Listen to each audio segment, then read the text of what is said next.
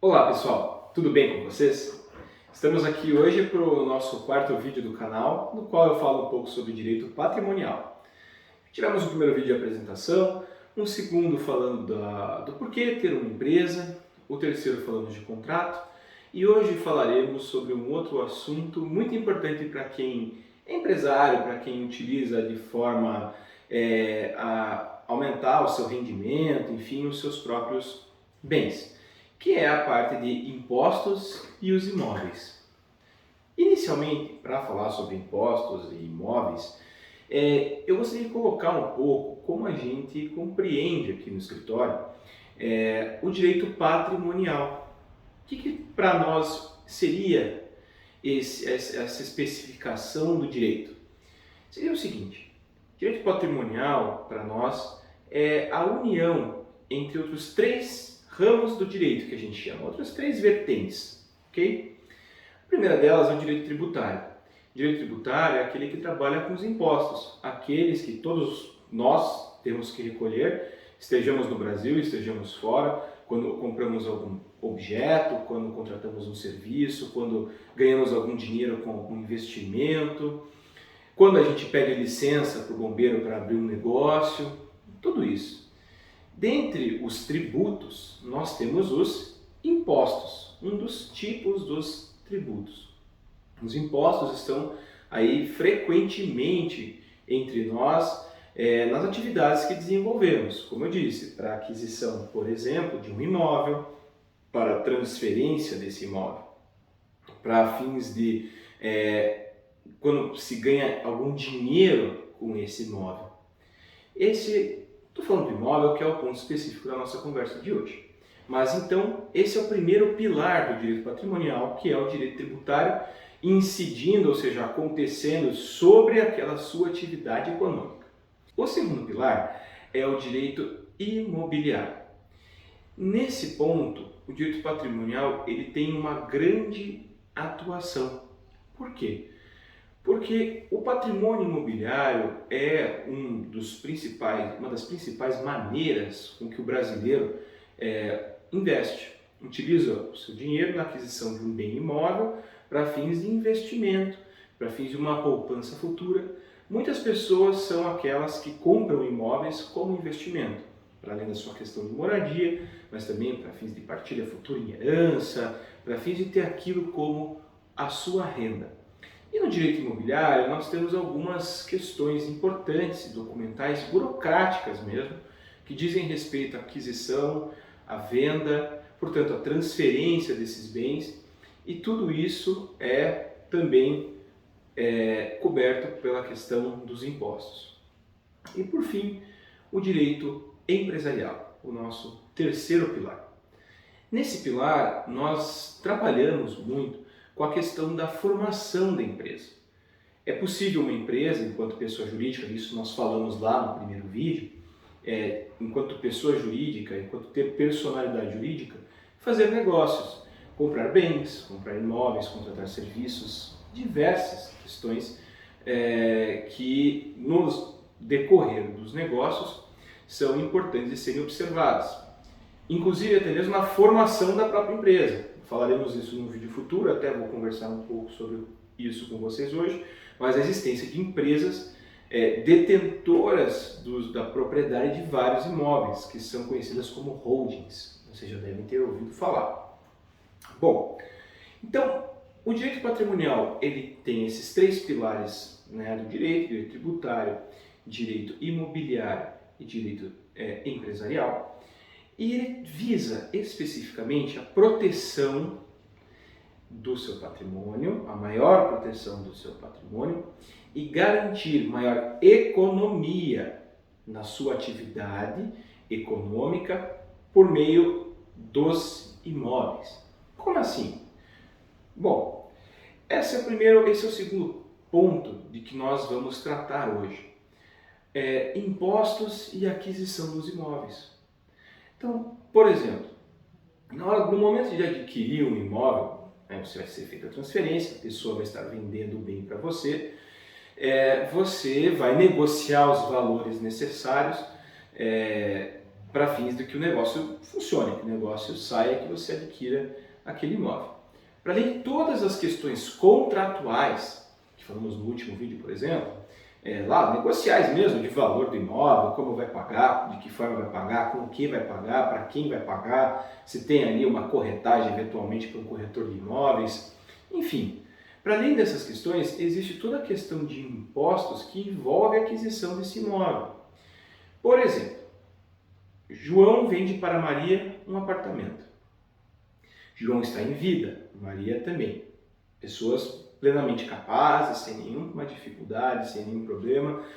Plenamente capazes quer dizer com a possibilidade de fazer qualquer negócio de compra e venda, inclusive de um bem tão grande, de valor mais alto, que são os imóveis, um apartamento como um exemplo. Quando é feita essa venda, incide o imposto, ou seja, tem que ser pago um imposto chamado ITBI, o imposto pago para os municípios, Imposto de Transmissão de Bens Imóveis. Esse imposto, então, vai entrar na conta da transferência. Quem paga esse imposto normalmente na negociação é o comprador. Esse, então, é um primeiro exemplo de como o imposto trabalha sobre a questão ali da compra e venda de imóveis. Outra forma de aquisição dos imóveis é por meio da herança. É muito comum as pessoas, especialmente até pessoas mais velhas, tinham essa forma de investir em imóveis, né? E é muito comum que essas pessoas deixem bens após a sua passagem, a sua morte. Com a morte dessas pessoas, aquele bem precisa ter um novo dono, que é conhecido como herdeiro. Às vezes são um ou vários, enfim. A questão da herança varia muito conforme o testamento ou somente aquilo que a lei diz. Várias coisas podem ser trabalhadas nesse ponto, inclusive visando a questão de economizar tributo, economizar no imposto. Bom, a pessoa falece, deixa um apartamento para os seus 2 filhos e ainda tem lá um cônjuge sobrevivente, ou seja, o marido ou a esposa que não faleceu e sobrevive. A depender do regime de casamento, outras várias questões, essa pessoa, o cônjuge sobrevivente, vai receber uma parte do bem e os herdeiros vão receber a outra parte do bem. Quando essas pessoas recebem, a depender do que for, no caso da pessoa sobrevivente, pode ser um viúvo ou viúva meia, aquele que recebe metade, porque já tinha direito a isso na constância do casamento, mas quando não tem, pressupondo então que ele também é herdeiro ou cônjuge sobrevivente, haverá incidência, ou seja, vai entrar um imposto chamado ITCMD, Imposto de Transmissão Causa Mortes, ou seja, em razão da morte do titular anterior, e doações, ok?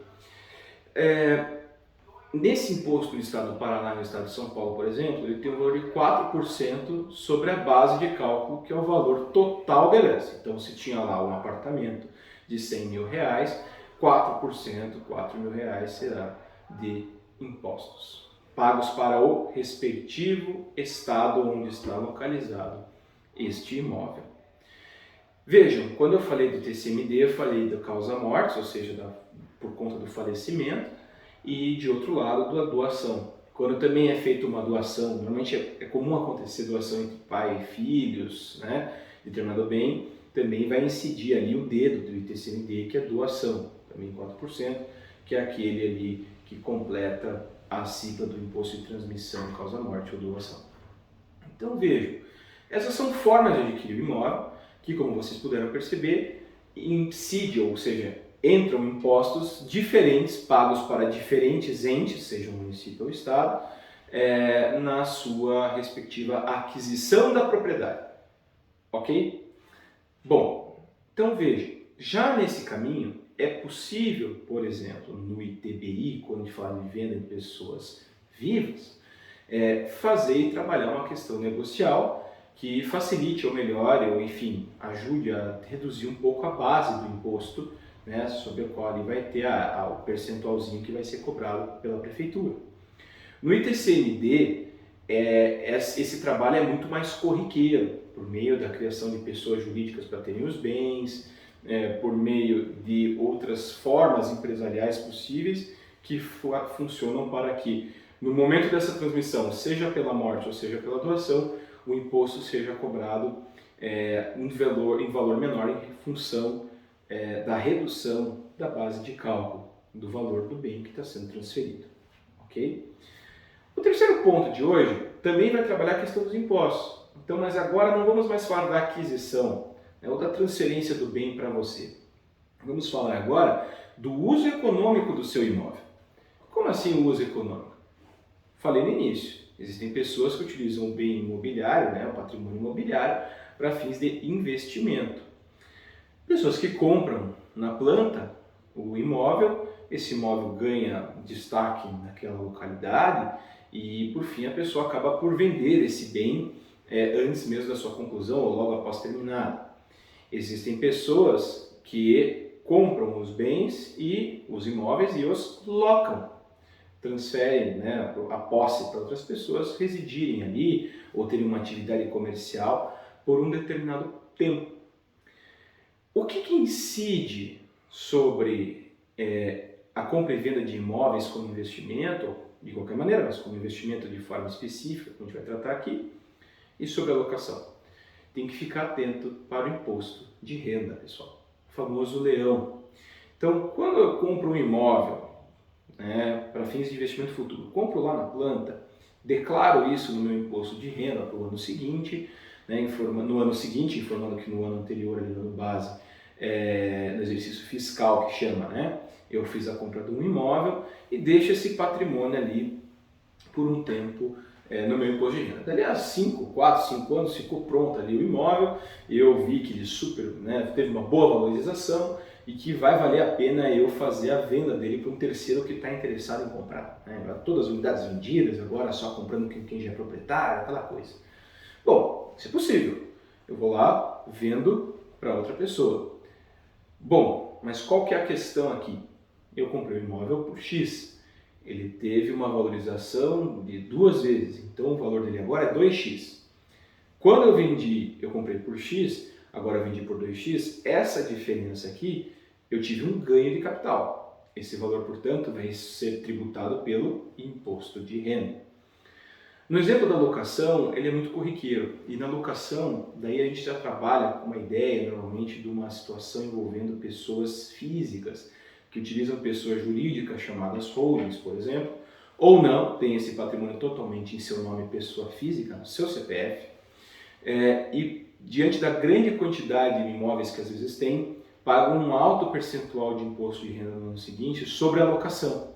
Porque esse valor é um dinheiro que a pessoa ganha, ela aufere na linguagem específica do tributo, ela ganha essa renda com a locação do imóvel, e no final do ano o leão vai lá e dá uma mordida no pedaço.